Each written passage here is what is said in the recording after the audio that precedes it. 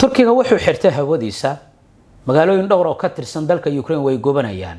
wararkii ugu dambeeyay Suudaan ayaa se ku hormaraynaa. magaalada Khartoum ee caasimadda Suudaan maanta mar kale waxay ku waabareysatay dagaal xoogan oo u dhaxeeya dhinacyada ku dagaalamaya gudaha dalka Suudaan. ciidanka dacmu sariic waxay isku dayayaan inay soo ridaan diyaaradaha dagaalku ay adeegsanayaan ciidanka militariga. ma jirto ilaa iminka wax guulo ah oo aan ka sheegi karayno dagaalka.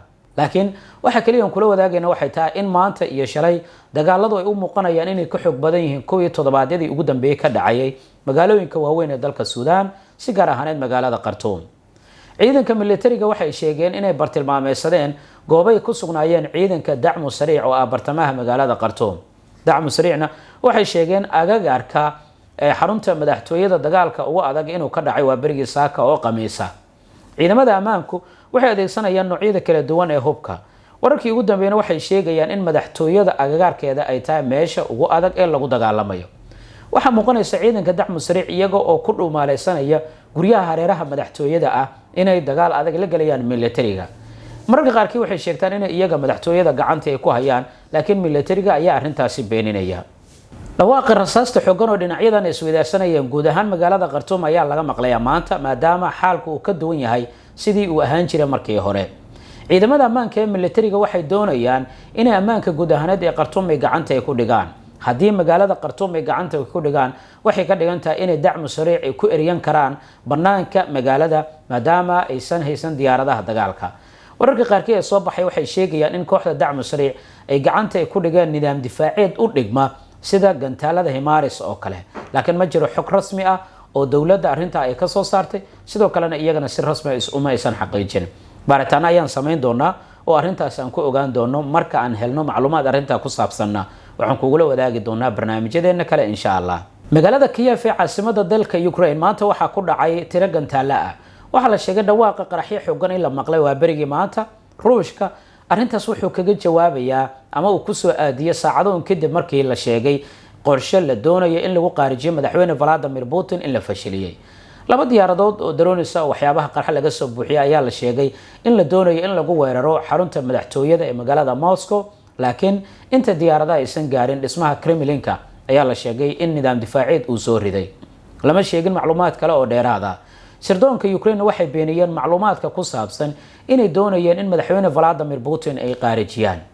diyaaradaha darooniska waxaa la sheegay gudaha dalka Ukraine in laga soo riday. dhar tayo badan oo Turki ah qiimihiisuna jaban yahay, mara cadda style ugu hagaag, shaarar qurux badan iyo labiska jimka ama sportiska ayaad ka helaysaa hoyga saxidda labiska dhalinyarada.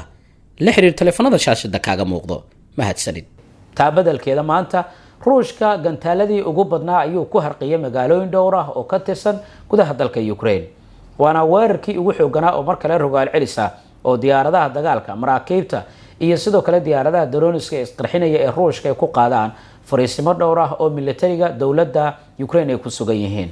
arrinta waxay ku soo beegantay xilli madaxweynaha dawladda Ukraine Volodymyr Zelensky uu ka dhaqaaqay magaalada Kiev isla markaana uu gaaray magaalada caasimadda oo ah dalka Holland, halkaas oo la sheegay inuu shir uu kaga qayb galayo. magaalada Kiev, gobolka Odessa, Mykolaiv, Kherson iyo Zaporozhye waa goobaha ugu badan ee maanta ay ku dhaceen gantaalada ruushka uu ku harqiyay gudaha dalka Ukraine. waxaana la leeyahay Ukraine way gubanaysaa. muuqaalada la soo bandhigay ayaa muujinaya baaxadda iyo awoodda ay leeyihiin gantaalada maanta lagu harqiyay magaalooyin dhowr ah oo ka tirsan gudaha dalka Ukraine.